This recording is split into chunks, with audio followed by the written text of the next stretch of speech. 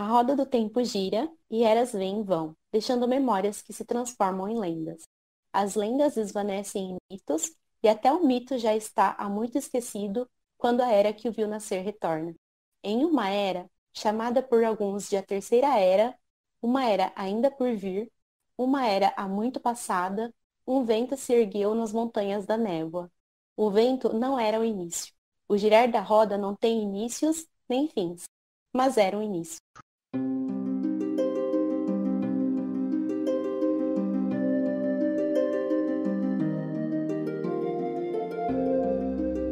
Tai Sharma Netrin.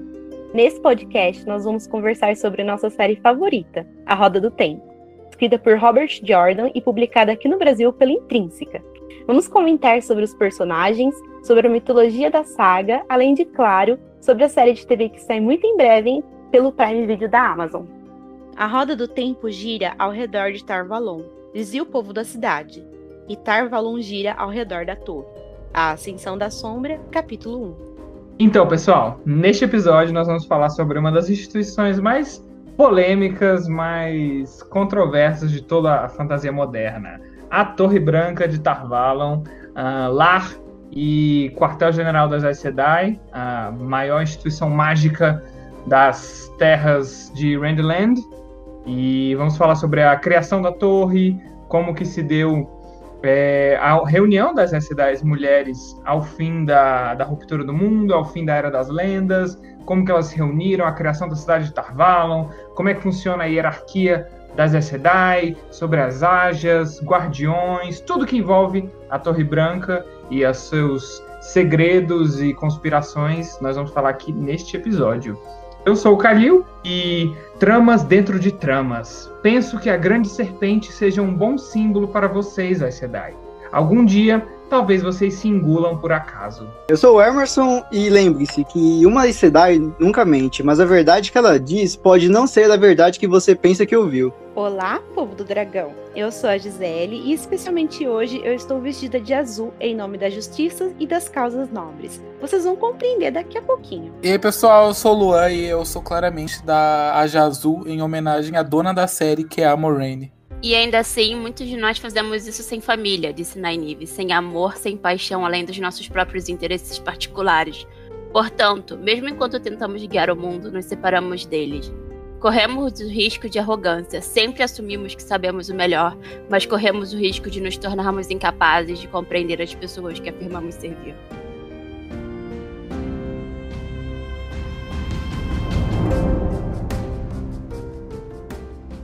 Bem, gente, então nesse episódio a gente vai falar sobre a criação da Torre Branca e Tar Valon e tudo que envolve as Aes Sedai.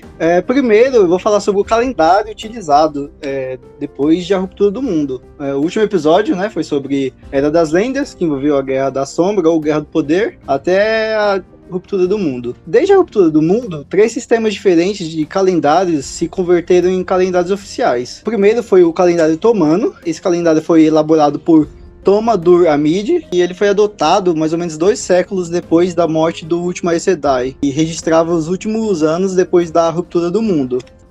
A sigla DR, depois da ruptura. Esse calendário foi utilizado por cerca de 1350 anos.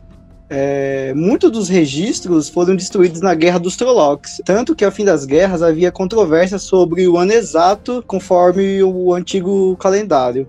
A Guerra dos Trollocs aconteceu mais ou menos entre o ano 1000, depois da ruptura, e o ano 1350, depois da ruptura, ou seja, durou mais ou menos 3 séculos. E o segundo calendário ele foi proposto por Tian de Gazar, que comemora a libertação da ameaça dos Trollocs, e registrou cada ano como ano livre, a sigla AL. O calendário gazarano ganhou ampla aceitação nos 20 anos seguintes aos fins das guerras dos Trollocs. Então, nós tivemos, depois da ruptura, cerca de 1350 anos, e depois mais Guerra dos Trollocs, só guerra.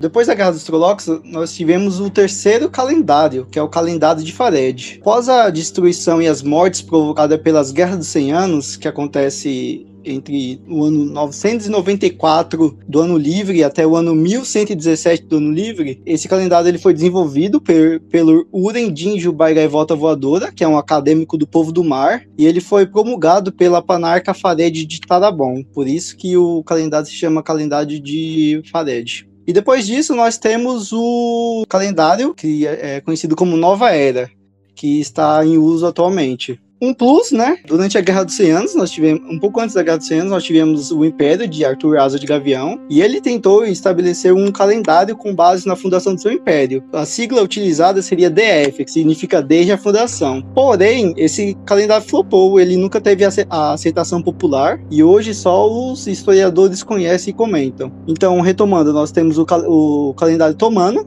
que significa depois da ruptura, que foi utilizado por cerca de 1.350 anos.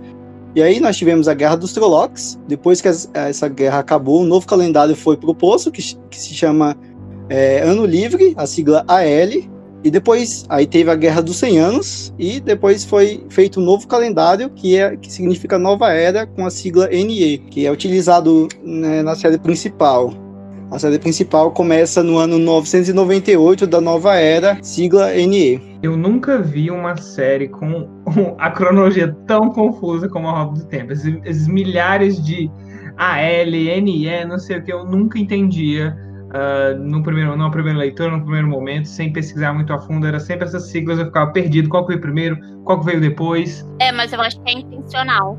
Com certeza, né? A história é confusa. Mas só lembrar que o período da saga mesmo é o NE, que é a Nova Era. Sim. Somando os anos desses 3 calendários, dá mais ou menos 3.000 anos. Desde que acabou a Era das Lendas até o período da série atual, o ano 998 NE. Então são mais ou menos 3.000 anos de história dividido em 3 calendários. Mais uma vez, é ridículo que a nossa história se passe em apenas 2 anos. Eu também acho isso. Eu acho que o Jordan errou. Única coisa que ele errou nessa série. Eu acho que a questão é o seguinte: se durasse mais de 2 anos, não ia ter mundo. Quando chegar no final, você vai entender. Eu acho que esse é um mal de livro de fantasia. Eu acho que a maioria dos livros de fantasia eles se passam em um curto espaço de tempo, né? Tipo assim, conheço poucos livros de fantasia que, tipo assim, sei lá, passa, 10 anos, 15 anos de história, sabe? É nada, mas a gente tem, por exemplo, O Nome do Vento, a gente tem O Aprendiz de Assassino, A Canção do Sangue. Geralmente é durante a vida dos personagens, né? Mas tem um espaço de tempo, mas Eu prefiro esse conceito, vou falar pra vocês. Eu me sinto mais à vontade com esse conceito, assim. É porque eu acho que a Roda do Tempo tem um senso de urgência maior, sabe? Desde o início já tem um senso de urgência durante toda a série, sabe? Eu entendo. Sim, não dá pra ser um derramar onde o personagem vai crescer, vai passar décadas, porque... Em, 100 páginas. Exatamente. Eu preferiria, por exemplo, que ele não mostrasse o crescimento deles, mas mostrasse eles envelhecendo um pouco mais, porque mesmo assim, vamos supor, Randy começa essa história com 20 anos, né? Poderia mostrar pelo menos uns 10 aninhos aí, sabe?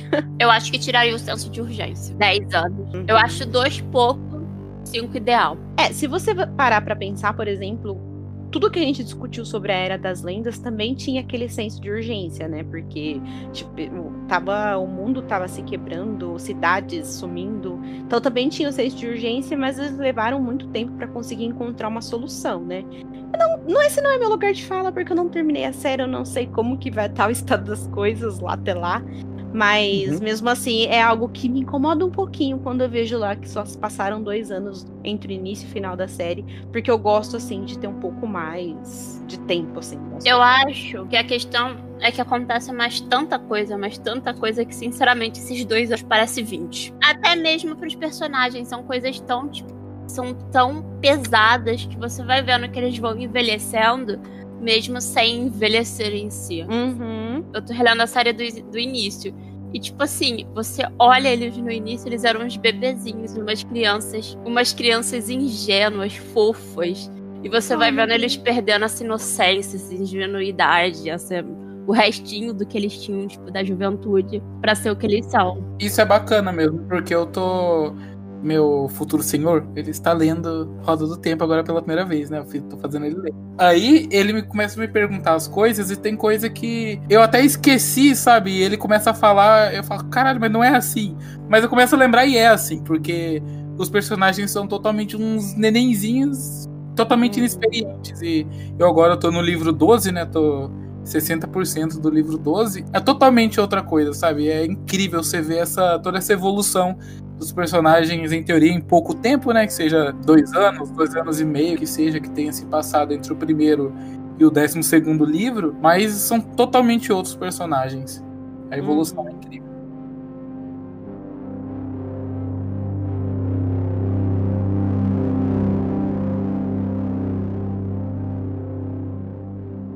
O mundo desde a ruptura. Depois dos eventos do que causou a ruptura do mundo, o enlouquecimento dos Aes Sedai homens, a mácula em Saidin, o planeta mudou a sua geologia, né? Então, a gente não sabe exatamente como era o mapa, né, dos continentes, na época da Era das Lendas, mas devido ao enlouquecimento dos Aes Sedai homens, e os poderes que eles usou nesses momentos de loucura, a estrutura geológica do planeta mudou totalmente. Então, atualmente, o que é conhecido, a gente tem os continentes, onde o continente principal, que não é nomeado, mas a gente conhece por Handland, e ao lado nós temos o deserto Aiel, e ao lado do deserto Aiel, quer dizer, não é mostrado no mapa, né, no mapa dos livros da Intrínseca, mas nós temos o continente de Shara. Abaixo, né, dividido por um oceano, nós temos a Terra dos Homens Loucos. Em um outro podcast a gente pode falar sobre isso. E do outro lado do oceano de Arif, a gente tem o continente de Shaoshan, esse continente odiável, que eu gostaria de tacar fire em tudo, fogo devastar esse continente inteiro, com todo mundo lá. Gente, que pesada essa parte. Após a morte do último Aes Sedai Homem, como eu falei, a estrutura geológica e o clima do mundo, depois eles voltaram a certa normalidade. E os sobreviventes, eles se encontraram em um mundo sem nações e governos. Toda a estrutura social havia desaparecido, a estrutura geográfica havia mudado, e algumas áreas simplesmente haviam desaparecido do mundo.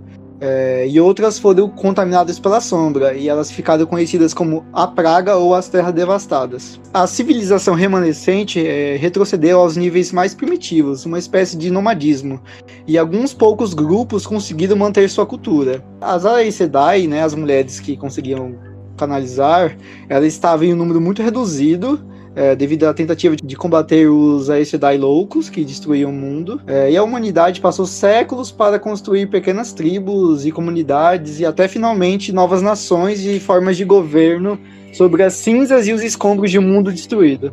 Durante os anos que se seguiram à ruptura, foram criadas facções de canalizadores. Cada grupo se clamava e dizia ser o próprio e os verdadeiros Aes Sedai. Até que, no ano 47 depois da ruptura, houve uma conferência com o propósito de unir os 12 grandes grupos independentes de canalizadoras. Na verdade, canalizadoras. Dentre os assuntos discutidos, elas decidiram construir uma base central de operação, a Ilha de Tar Valon. Essa ilha foi escolhida por 2 principais motivos. Primeiro, estrategicamente, porque ela é extremamente fácil de se defender, e o que foi muito bem pensado, se nós pensarmos mais adiante com Arthur Asa de Gavião e os Trollocs. E também pelo fato de ser bem em frente, bem próximo ao Monte Dragão, para as cidades jamais esquecerem que um dia o dragão renasceria, e elas deveriam estar prontas para isso. Mais ou menos nessa altura, o poder das Aes Sedai e o prestígio delas tinha começado a crescer novamente, a níveis loucos. E uma delas, a rainha Mabrian Enchirid de Aramel sendo uma das 10 nações, liderou a diplomacia que resultou na assinatura do Pacto das 10 Nações, unindo todas as terras ocidentais em apoio mútuo de aliança. A construção de Tar Valon e da Torre Branca foi essencial para as cidades entrarem no caminho para uma organização centralizada. Eu tenho a certa impressão de que a interferência das Aes Sedai da Terceira Era são mais malandras do que o do pessoal da Era das Lendas. Porque o da Era das Lendas era mais na clara. E a das cidades da terceira, elas são mais na surdina. De uma forma ou de outra, Tar Valon basicamente comanda o mundo. É especulado que nenhuma Aes Sedai sobreviveu a todo o período da Era das Lendas até o início, até a ruptura, né? E os anos pós-ruptura do mundo. Porém, é especulado que algumas das Aes Sedai que sobreviveram participaram da construção de Uridean, lá no deserto Aiel. Na verdade, é meio controverso. Existe a teoria de que algumas sobreviveram, e existe a teoria de que elas não poderiam ter sobrevivido, porque se elas tivessem sobrevivido, não teria uma perda tão grande de conhecimento como quanto houve. Existe essa dicotomia. É quase um desacordo entre historiadores. São duas teorias. Sim, é pura especulação. Já que nós estamos falando da Torre Branca, obviamente vamos falar sobre a cidade de Tar Valon. A cidade de Tar Valon é, sem dúvida, a maior cidade do lado de cada espinha do mundo, sendo ela não apenas a sede da Torre Branca, como uma cidade governada por um conselho de Aes Sedai que supervisionam os assuntos do dia a dia e contam com uma equipe de burocratas para ajudar a administrar a cidade. A cidade de Tar Valon começou a ser construída em 98, depois da ruptura. Nessa época, os Ogiers eles já tinham se tornado os mestres construidores que eles são conhecidos, que eles já tinham ganho através dessa época a fama deles de serem maravilhosos construidores, né? As Aes Sedai chamaram eles para organizar e construir a cidade, que levou apenas 104 anos ininterruptos para construir, e terminou apenas em 202 depois da ruptura. Ela é acreditada ser a primeira maior cidade construída após a ruptura. A cidade ela foi construída desde o início pensando no crescimento. As Aes Sedai tinham ideia, elas tinham a perfeita noção de que elas, para terem uma cidade, elas precisariam de pessoas. Então, essa foi a maneira que ela foi designada, foi de uma maneira que ela possa crescer. O que é muito bem demonstrado porque ela é sempre descrita de uma maneira muito prestigiosa, sempre muito limpa, exceto em um certo momento da série. No momento que ela começaram a construir, o nome Torre Branca já tinha sido estabelecido e já estava sendo usado como a forma central de organização das Aes Sedai por um certo tempo. Tar Valon sendo considerada uma das maiores cidades do mundo, sendo considerada a maior cidade do lado de cada espinha do mundo, sendo a sede da Torre Branca e a central dos Aes Sedai, ela torna a cidade um ponto focal do mundo, né? De forma que, ela sendo essa metrópole, existem pessoas vindo de todos os lugares para comércio, para visitar, para construir, para ver os monumentos que foram construídos pelos Ogiers. Porque, enquanto em alguns lugares, na maioria dos lugares, os monumentos acabaram sendo destruídos durante as guerras que ocorreram depois da ruptura, Tar Valon, de uma maneira ou de outra, acabou intacta. Porque nem a Guerra dos 100 Anos, nem a Guerra dos Trollocs atingiram, de fato, de uma forma tão destruidora quanto aconteceu com os outros lugares. Então, de certa forma, Tar Valon foi uma das poucas estruturas criadas pelo Ogier que ficaram ali em todo o seu esplendor, e as pessoas vão ver isso. Sendo ela, obviamente, uma das construções mais imponentes do mundo. A maioria dos monumentos notáveis na cidade foi feita pelos talentosos Ogiers, responsáveis por construções que perduram por milênios. Alguns deles são a estalagem Gato Azul, que tem o formato de um gato encolhido para dormir, o grande mercado de peixes com o formato de um cardume de peixes azuis, verdes e vermelhos, a Casa das Finanças, um banco que tem o formato de pássaros em mármores de levantando voo. Em Tar Valon também fica um dos únicos bosques Ogier e provavelmente o único ainda intacto. Localizado ao sul da cidade, o lugar é considerado belíssimo e um verdadeiro ideal da natureza. Como é de se esperar, obviamente, Tar Valon é uma das cidades mais seguras do mundo. Talvez, se não for a mais segura. As Aes Sedai e os guardas são os responsáveis pela segurança da cidade. Portanto, há muito pouco crime. Quando um criminoso é capturado, ele é levado à Torre Branca e posto na cadeira do remorso. Um termo real que faz com que as pessoas vejam as consequências de seus delitos. Geralmente, depois de liberados, os criminosos fogem da ilha. Isso me lembra aquele método da Era das Lendas de você pegar o criminoso e fazer ele jurar no bastão numa espécie de bastão do juramento para ele jamais voltar a cometer crimes. Então, é a forma da Terceira Era, digamos assim, de corrigir os criminosos. Eu achei legal essa conexão. Essa é uma prática que mudou um pouco, mas ainda se perpetua. As Aes Sedais, você vê que elas esqueceram quem elas eram, de certa forma, perderam a cultura delas, por exemplo. As Ajahs mudaram totalmente o que elas eram da Era das Lendas para o que elas são atualmente, mas algumas coisas são tão intrínsecas neles que eles fazem muito parecido, incluindo isso.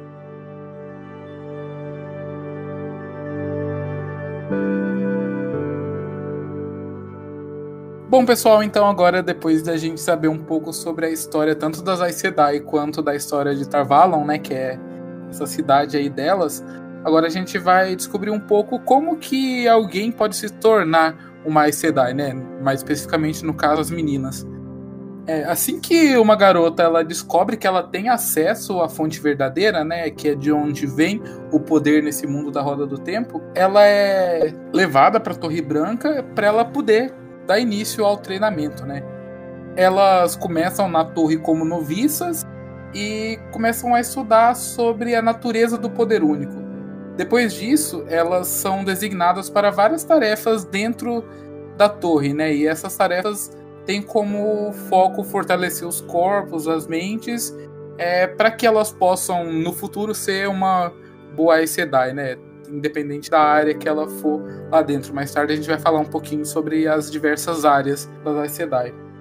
Nessa época é quando elas aprendem muito a como canalizar, as consequências do uso incorreto dessa canalização. Elas aprendem também que, tipo, apesar da capacidade de canalização ser um dom natural, caso elas cometam alguma falta muito grave, elas podem ter os poderes removidos através de um grupo de 13 Aes Sedai, através de um processo chamado estancamento, que ela, como eu acabei de falar, elas perdem a habilidade de canalizar a fonte verdadeira, né, o poder da Roda do Tempo. Para ter um medo ainda maior de todo esse processo, né, as noviças elas têm que aprender os nomes e os crimes de cada uma das Aes Sedai que foram estancadas no passado. Faz mais de 100 anos que nenhuma canalizadora é estancada como punição oficial, né? Vai saber aí, coisas extraoficiais, mas oficialmente faz mais de 100 anos que não é registrado uma dessas punições.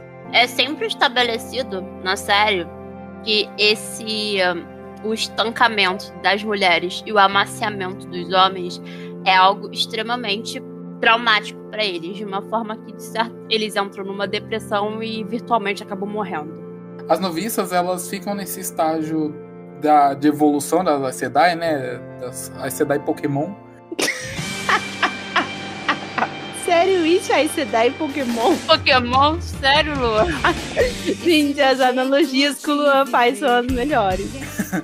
E tal qual um Pokémon, as Aes Sedai também evoluem, né? Elas não ficam noviças pro resto da vida. Essa primeira etapa de desenvolvimento delas leva de 5 a 10 anos, que é quando elas se tornam aceitas, que é o próximo passo. O regime de disciplina é extremamente rígido para chegar até lá. Uma coisa que eu acho extremamente injusto é que essa decorrência delas mudarem de aceita para noviça acaba sendo diferenciado se a pessoa for mais poderosa no poder único ou não, porque o desenvolvimento delas conforme o poder ela é maior.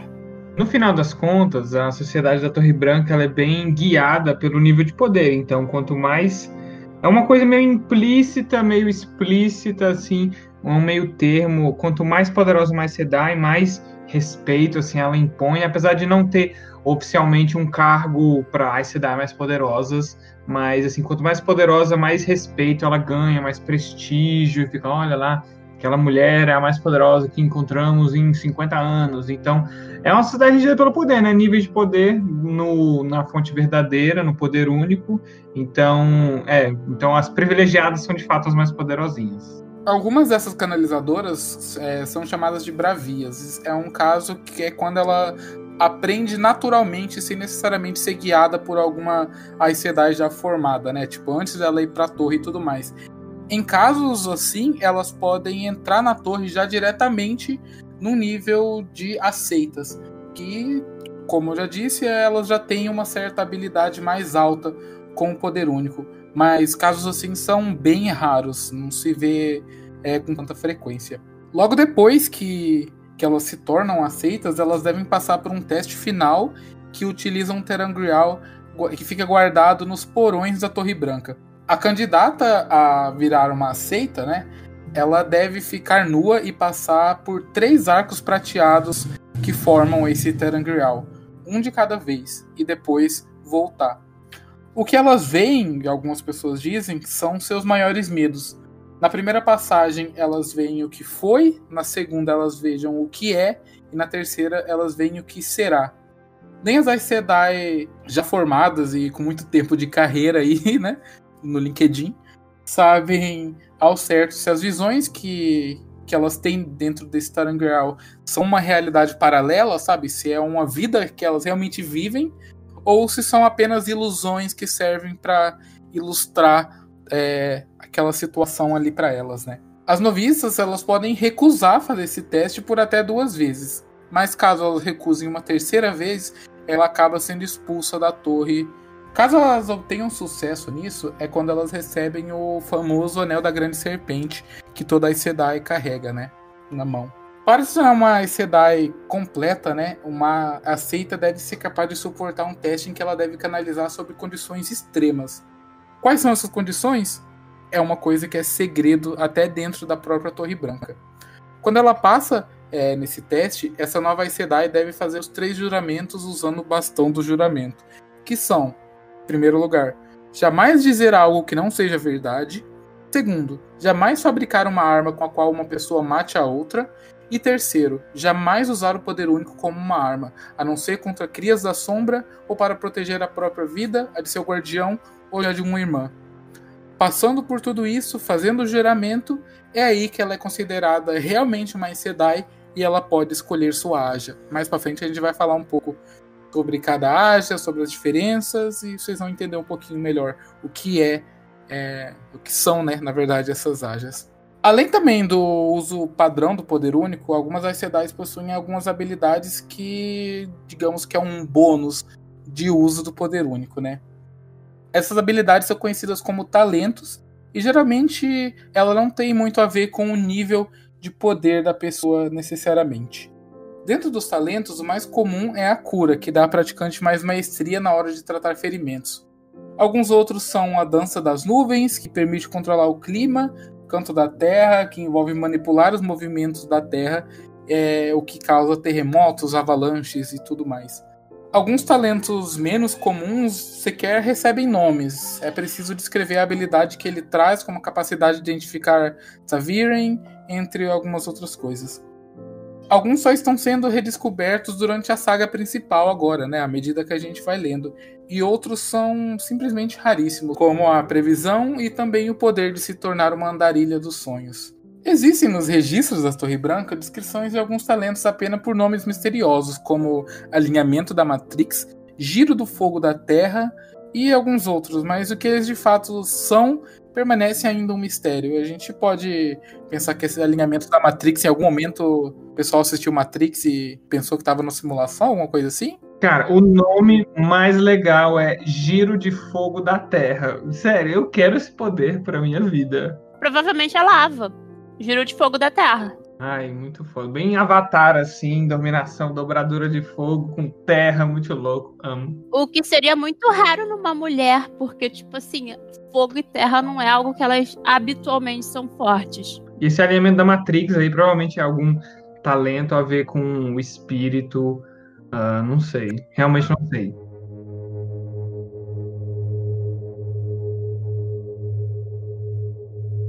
Quando uma mulher ela finalmente se torna Aes Sedai também, ela pode criar um elo com um guardião, né?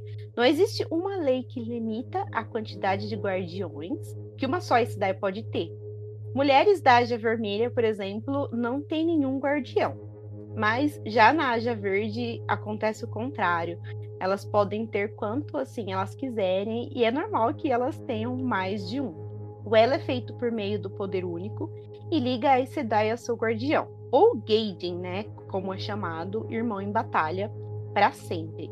Essa ligação ela deve ser consensual, entre comum acordo entre as Aes Sedai, o homem em questão, E apesar de existirem relatos assombrosos de elos feitos sem permissão, né? Inclusive, nós vemos isso acontecer na série e é realmente, assim, horrível. É comparado com o estupro. Exato. O guardião ganha diversas habilidades com esse elo, então, né? Como, por exemplo, cura rápida, resistência prolongada à sede, fome e cansaço, capacidade de sentir a mácula do tenebroso e entre outras coisas. As duas partes dessa conexão conseguem sentir a morte um do outro, né? E quando um dos dois morre, o outro sente, assim, um luto num nível inimaginável, uma tristeza, assim, sem tamanho. Alguns guardiões mesmo perdem a vontade de viver e vão em busca de missões suicidas. Alerta de gatilho para quem já leu a série até o livro 6. Não é raro ver as Aes Sedais que são casadas com seus guardiões, não é mesmo, Haja Verde? Na maioria dos casos, as relações entre os dois lados são castas, devido à função das Aes Sedai. Não permitir muitos relacionamentos amorosos, com quem quer que seja. Uma questão que eu gostaria de perguntar para vocês. Eu sei que é muito mais comum o guardião ser um homem. E sei que existe um caso em específico de uma guardiã mulher. Existem outros relatos de guardiã mulheres? Vocês sabem alguma coisa sobre isso? Não é dito.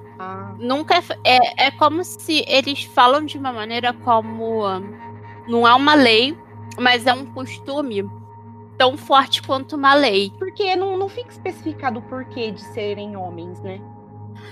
Provavelmente por uma questão machista. Ou então, pelo fato de elas já serem uma sociedade só de mulheres, entende?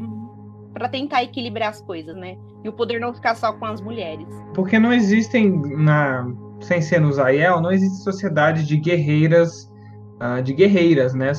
Geralmente são os homens que fazem o papel de guerreiros. Então, as mulheres, quando não são, sei lá, além de camponesas, claro, mas quando não são membros da corte, nobres e tal, elas podem ser Aes Sedai, né? Manipular magia e etc. E não tem sociedade de forças brutas, né? Um exército, uma força militar de mulheres. Então, acho que é por isso que os homens têm essa tradição, não sei se...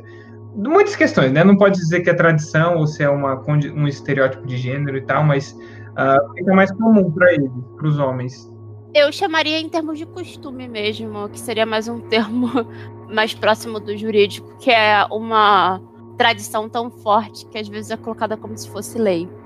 Por exemplo, isso. Não é as Aes Sedais da Haja Vermelha, elas não têm nenhum tipo de lei que digam que ela não pode ter um guardião. Só que o costume é tão forte que, pelo que elas são, elas nunca pegam o guardião, mas elas poderiam se quisessem.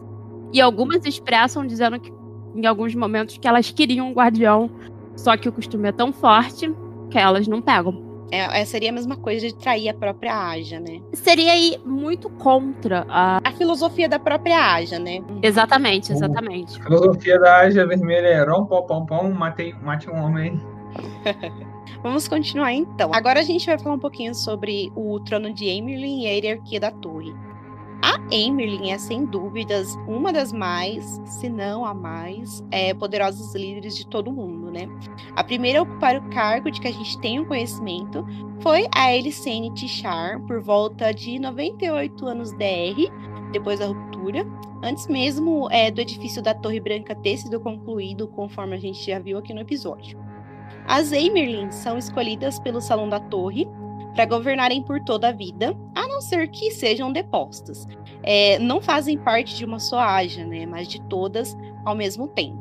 Um padrão surgiu desde a deposição da Amyrlin Bonwell Meraigdin, que era da Haja Vermelha e foi deposta por ter manipulado Arthur Asa de Gavião. Desde então, nenhuma outra Amyrlin da Haja Vermelha foi escolhida.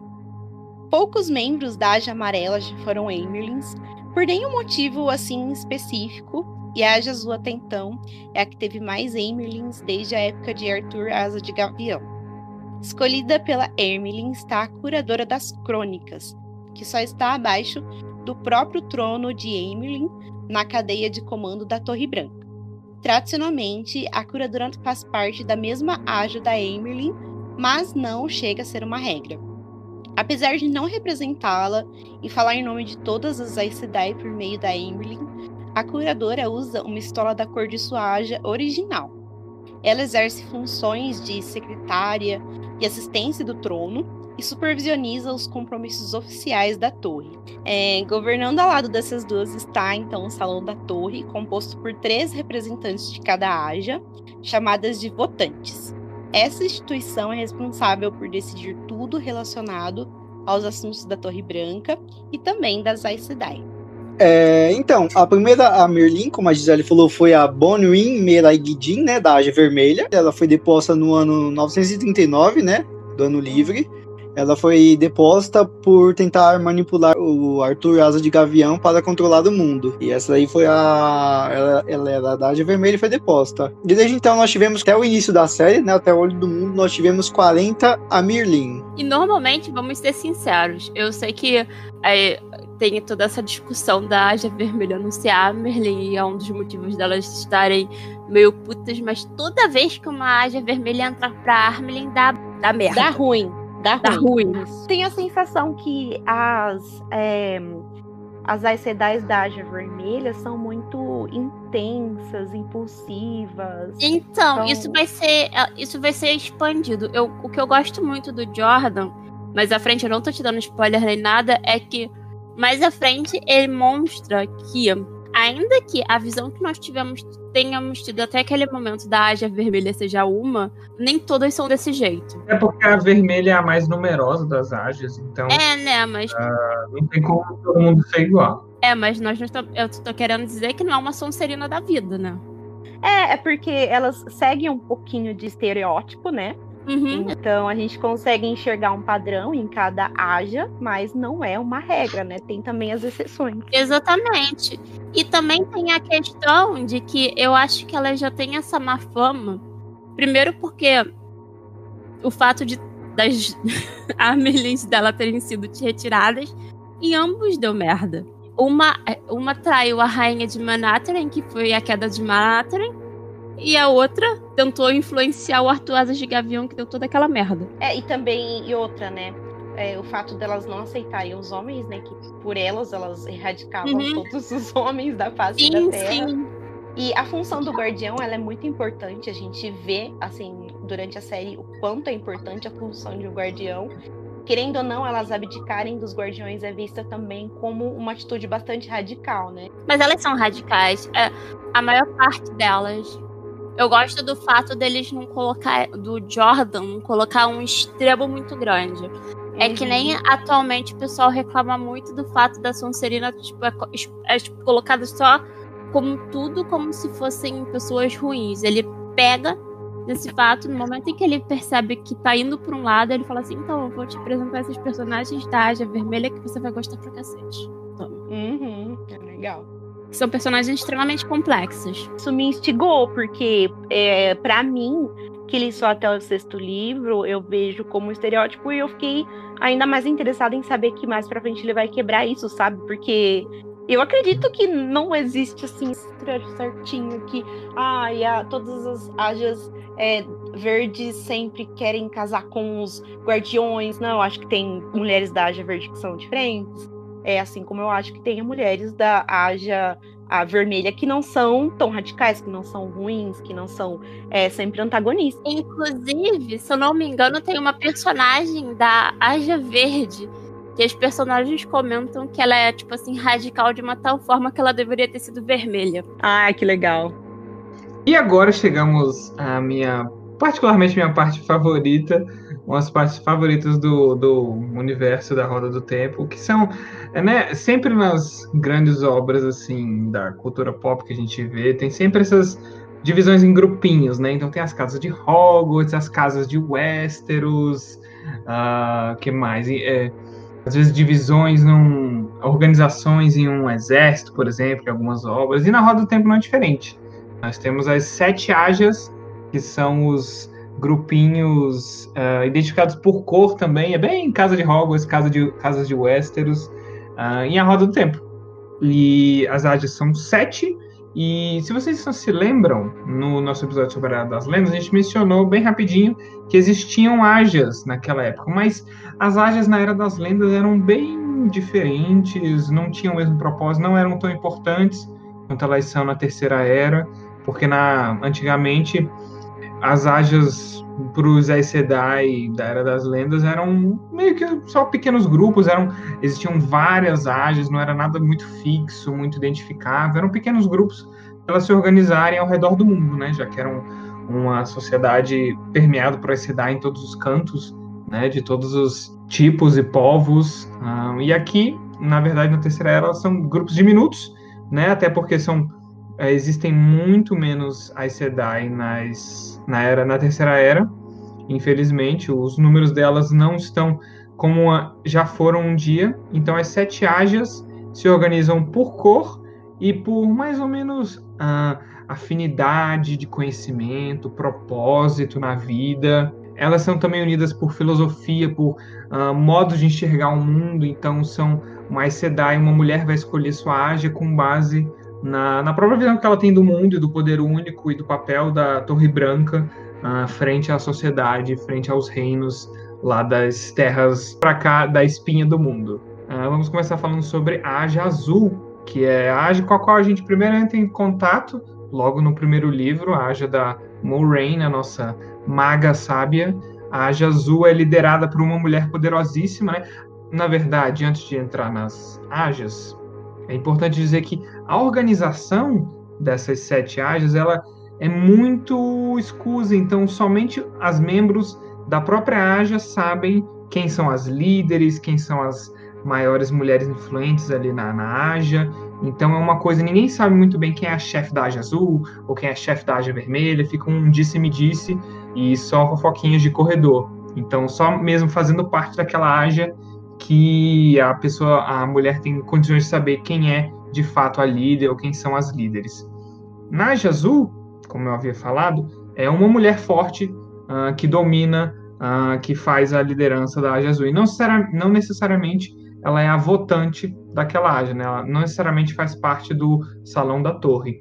As Ajas Azuis têm como principal foco defender causas nobres e virtuosas, promover a justiça, né? Então elas se apropriam de missões, grandes missões para ajudar o mundo, para ajudar nações, povos, e as membros da Aja Azul são especialistas em administração, em politicagem, então elas estão sempre em contato com pessoas do exterior, né? Pessoas de fora de Tar Valon, porque elas seguem essas causas nobres, né?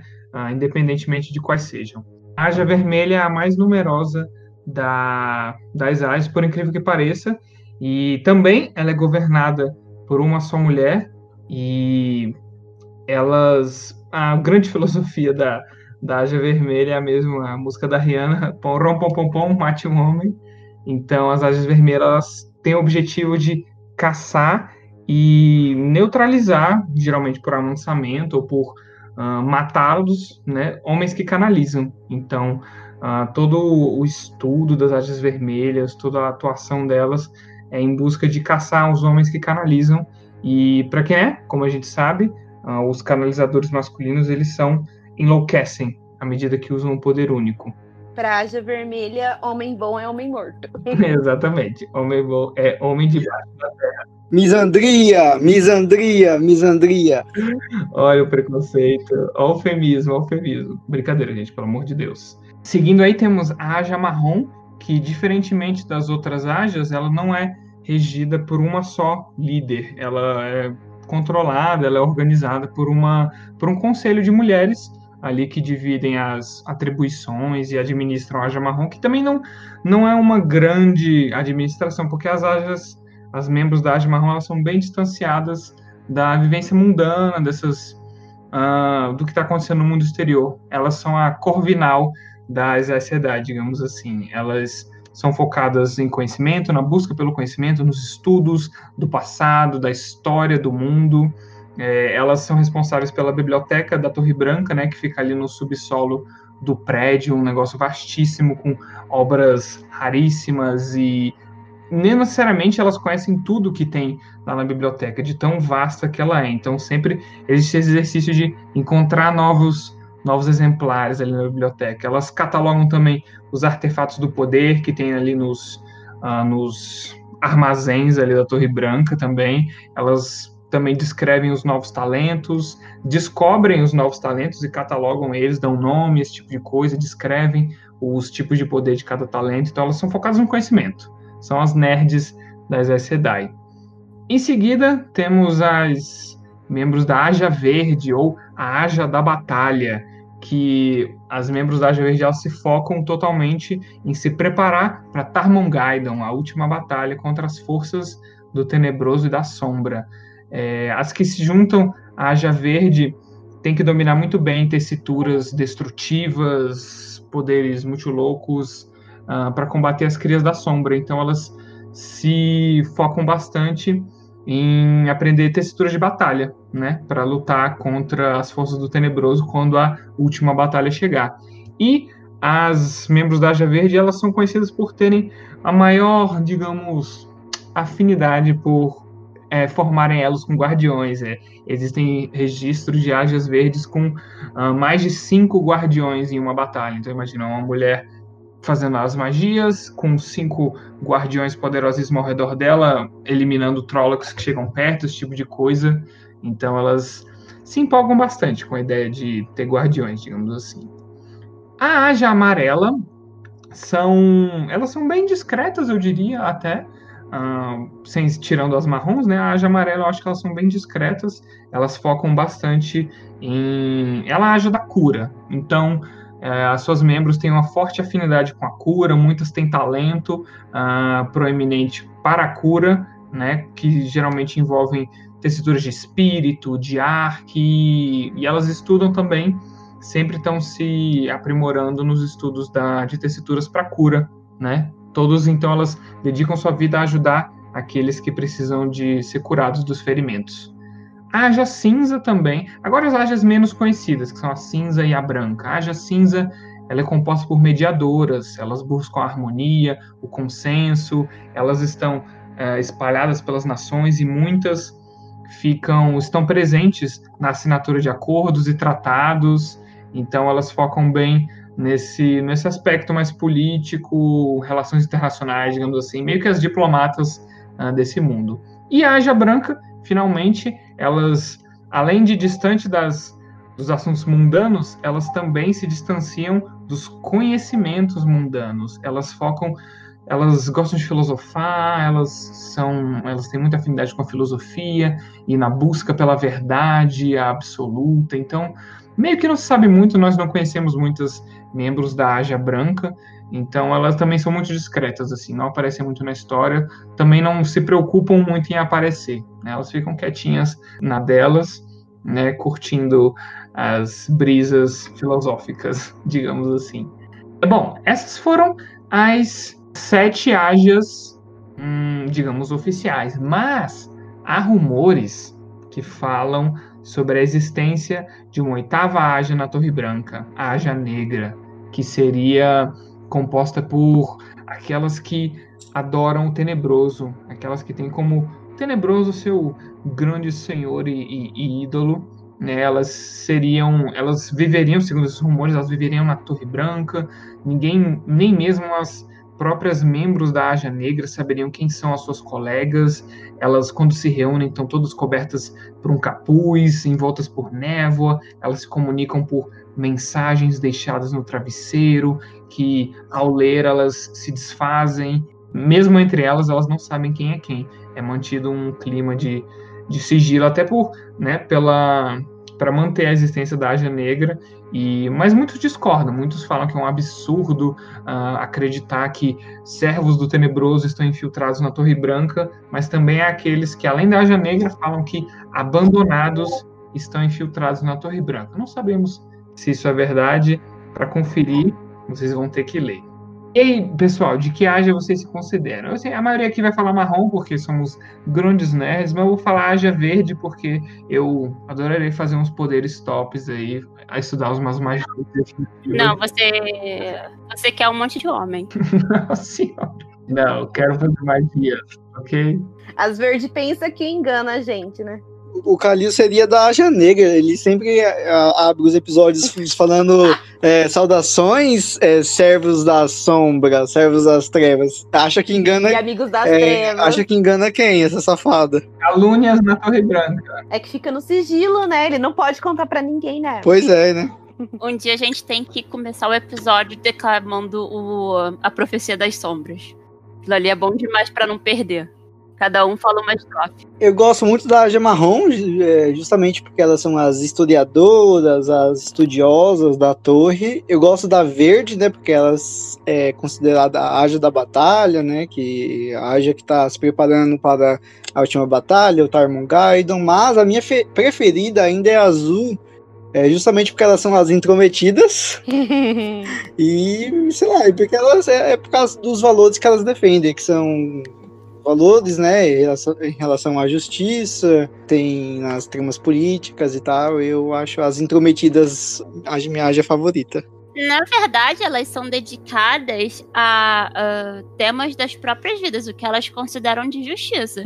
Então, o que uma pode considerar de justiça pode ser o que você não considera. Elas são as militantes desse mundo, basicamente. Exatamente. É que nem a Moiraine, que basicamente passa a vida dela inteira atrás de uma única meta. Por isso que o Emerson se identifica, militante chato, só fica estudando e vendo palestra, ninguém aguenta. Tinha que ser da Aja Azul mesmo. Tamo junto. Bem, eu adoro a Aja Marrom.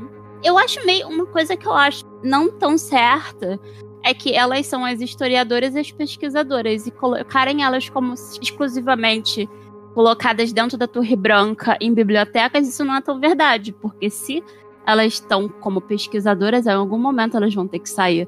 Tanto que, quando você segue a Verine, ela tá sempre, pegando flor, anotando, fazendo desenho, fazendo anotação. Eu acho que tem, por exemplo, dentro da própria Aja, tem aquelas que são as que mais viajam, que vão em busca, né, de coisas, e tem as que ficam mais trancadas lá, catalogando as coisas e aprendendo as coisas dentro da própria biblioteca da Torre Branca, né? Provavelmente. Olha, se fosse pra, jogar um RPG da vida, eu queria ser verde, porque eu sempre sou porradeiro nas campanhas, então tem que ser a de batalha, né? Mas a Moiraine é minha personagem favorita da vida, então eu sou azul. Eu acho a verde tão boring. Não gosto muito, não. Então, é como a pessoa indecisa que eu sou, né? Eu acho que a Aja que eu mais gosto mesmo é a Aja Azul, por questão de identificação. Mas eu assim, admiro muito a Aja Marrom e todo o trabalho que elas fazem. Admiro muito a Aja Cinza, que eu acho que é uma Aja super injustiçada, que a gente não tem tanto sobre elas, e acho que elas deveriam trabalhar muito mais próximas da Aja Azul. Diga-se de passagem, eu nem sabia que tinha uma Aja Cinza, e hoje eu li toda a série. Então, gosto muito da Aja Amarela, é claro, porque é a Aja de cura, gente, e essa, assim, é pra mim uma das Ajas mais importantes, porque vocês vão saber mais pra frente, né, o porquê. E, só pra acabar, eu gosto muito de qual? Peraí, falei da Marrom. Eu gosto de todo mundo. Não, peraí, eu falei da Marrom, eu gosto da Verde também por causa da batalha, mas eu acho que eu jamais seria uma Verde, eu me identifico mesmo com a Azul. Acho que é mais fácil falar que eu não gosto, né, não gosto muito da Branca, não gosto da Vermelha, acho que só. Na verdade, eu acho que o problema da Branca é que um dos poucos exemplos que aparecem dela é a Liandrin. Não, a Liandrin, ela é da Vermelha, não é? Não, então não é a Liandrin, ela é da Vermelha. É a outra. É a Alvrian, né? Isso, a Alvrian, isso. A Liandra é da Vermelha, a Alviarinha é da Branca, isso. As brancas, elas parecem meio apáticas a tudo, né? Elas são sempre descritas como muito frias. Toda vez que aparece alguma branca, elas estão, não é nenhuma questão de estar com aquela cara de sem emoção que as Sedais falam. Elas serem frias mesmo, que é meio bizarro. Elas parecem que elas vivem em outra dimensão. Elas são muito apáticas, são muito distantes. Então acho que é por isso que eu não gosto. Mas no geral eu gosto de quase todas. Uma famosa da Verde é a Alana. Né? Eu acho que o silêncio diz tudo. Sem comentários. Algo muito, assim, de leitor para leitor. Então, que a gente é acostumado você é leitor de A Roda do Tempo? Qual a sua Aja? Eu acho muito legal, assim, é uma coisa fofo, assim. É tipo meio bobo, mas é legal, uma coisa de fandom. Qual que é a sua área? Tem teste. Mas é uma forma de você conhecer o leitor. Porque através da Aja que ele escolhe, você vai conhecendo um pouco o perfil dele, né? Com quem ele se identifica. Sim. Teste de internet, qual é a sua Aja? Aí você faz lá o teste, responde as perguntas e aí dá a sua Aja lá. Eu acho divertido, é fofo essa experiência. Eu acho interessante que, se você pensar bem, você pode facilmente dizer que é da Sonserina em Hogwarts, porque você quer tentar fazer que não pareça aquele estereótipo, mas se você dizer que é da Vermelha, é uma coisa meio esquisita, porque elas são muito doidas. Exato. Porque a Sonserina, como você falou, tipo, às vezes as pessoas ficam, ai, porque eu sou ambicioso, então eu vou ser da Sonserina, mas ninguém quer ser da Vermelha, porque elas são meio loucas. É por isso que eu tô falando, eu sempre disse que eu era Sonserina, inclusive eu tenho uma camisa da Sonserina, mas eu jamais diria que eu sou da Aja Vermelha, porque eu acho elas radicais. Seria o equivalente a dizer, sei lá, eu sou um manto branco. Meu Deus. Nossa, com certeza. Elas são tipo extremistas. E os mantos brancos também. Eles são coxinhas. Isso. Os mantos brancos e as vermelhas e um certo grupo aí são as maneiras do Jordan mostrar o extremismo em mais de uma maneira, em mais de um lado. Agora nós queremos saber qual que é a Aja de vocês, se vocês se identificam. Se a gente encontrar, vamos linkar na descrição do episódio algum teste legal de qual é a sua Aja. E aí vocês compartilharem com a gente, seria muito da hora. Eu sempre adoro ficar vendo qual que é a Aja das pessoas. Ou simplesmente vai num dos comentários em alguma das postagens em redes sociais e digam: oi, eu sou da Aja X. E nós vamos saber. E provavelmente vamos te julgar. A não ser que você seja... Não, nem tanto. Por exemplo, se você disser que é da Aja Vermelha, você vai ser julgado. Mas o resto tem suas explicações.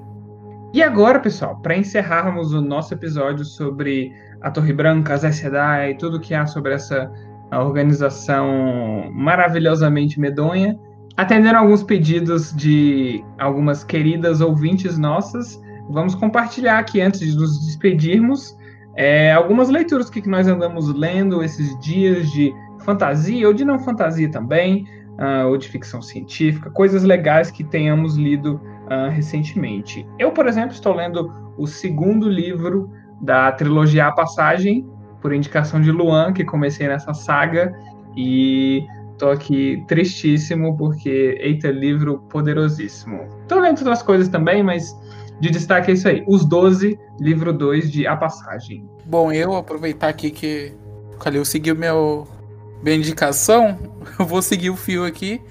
E eu tô lendo The Gathering Storm, o 12º livro da Roda do Tempo, acho que é A Tempestade Iminente, seria uma boa tradução pra isso, não sei. Mas eu tô em 60% dele mais ou menos, tá incrível, gente. Se vocês estão no começo ainda, não desistam. Se vocês estão ali nos livros chatinhos, não desistam, porque juro que melhora muito. A Roda do Tempo não tem livro chato não, tá, filho? Tem sim, não caia na lábia da Kissy não, porque o livro 10 é uma bosta, mas não desistam. Chatos são os leitores. Eu tô fazendo a coisa que eu mais amo nesse mundo, que é fazer releituras. Eu adoro reler, eu vivo relendo todos os livros possíveis e imagináveis.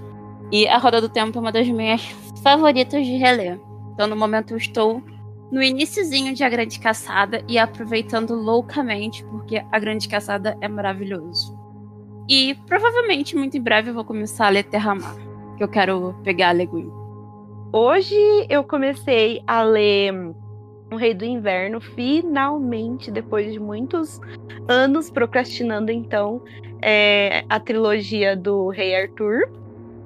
Eu comecei, então, a ler hoje, li poucas páginas, mas estou muito feliz de me reencontrar com a escrita e o humor do Bernard Cornwell, né? Porque eu acho que faz uns 2 anos que eu li o último livro das Crônicas Saxônicas, e tô ali pelo quarto ou quinto livro, não lembro, dessa série.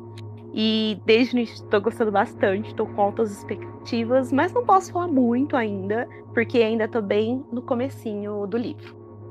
Ontem eu terminei de ler Porém Bruxa, uma fantasia urbana nacional, escrita pela Carol Chiovato, é uma escritora brasileira, é uma fantasia urbana que se passa em São Paulo, é bem legal. Me lembrou um pouco de Dresden Files, aquela fantasia urbana do Jim Butcher. tem 15 livros ou mais. E atualmente eu tô relendo o Oathbringer, o terceiro livro da série Stormlight Archive, me preparando para o quarto livro, que vai lançar agora em novembro. Estou muito ansioso com essa série de fantasia, que é a minha segunda favorita até agora, né? Só perde para a Roda do Tempo, mas que provavelmente se tornará a minha série de fantasia favorita quando for finalizada. Porque eu tenho o mesmo sentimento quando eu leio Stormlight Archive, o mesmo sentimento que eu tenho quando eu leio A Roda do Tempo, sabe? Uma grande aventura com personagens memoráveis que estão passando por muita coisa. E eu acho essa série muito incrível. Emocionado! Ixi, cala a boca! Eu vou... Emocionado? Eu vou te mandar gente, eu vou mandar os prints que o Kalil, quando ele tava lendo Oathbringer pra mim. Passando mal de empolgação com essa série. Eu adoro Stormlight Archive, mas eu só diria que é minha favorita no momento em que a Shallan sumir. No momento que ela sumir, vira minha favorita. Alguém silenciar aqui, como é que faz aqui? Peraí. Silenciar. Cancelada. Você não gosta do caladinho, o que você tá falando? Insuportável! Insuportável é você! Insuportável é você. Eu vou colocar uma musiquinha de tan, tan, tan, tan. Que briga!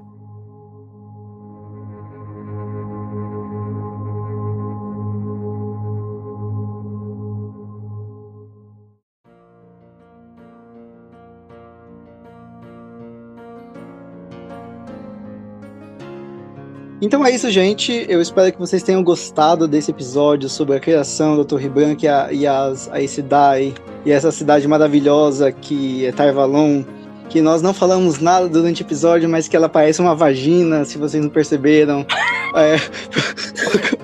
Procurem no mapa. Emerson! Imagina a arquiteta mandando esse desenho pro pedreiro. Gente, não, realmente. Imagina a piada no canteiro de obra. Isso é sério, Emerson? Não, gente, realmente, a Tar Valon parece uma vagina. Depois vocês procurem no Google, coloquem lá. É igual. Eu não poderia terminar esse podcast sem citar isso. Eu não acredito que você disse isso. Minha mãe escuta o podcast. Eu acabei de indicar esse podcast pra minha vizinha. Obrigada, Emerson. Gente, o que vai ter de gente pesquisando o mapa de Tar Valon agora na internet? Gente, estou aqui para isso, para cometer gafes e falar coisas desse tipo. Infelizmente, meu nível é baixíssimo. Eu não duvido que tenha sido intencional, sabe? Nosso alívio cômico, né? Então é isso, gente. Eu espero que vocês tenham gostado de tudo que a gente conversou. E nos sigam nas nossas redes sociais, que estarão na descrição. Se vocês tiverem alguma sugestão, mandem pra gente pelo Instagram ou nos mencionem lá na DM do Twitter. E é isso. Que a luz esteja com vocês. Taixar, povo do dragão. Tchau!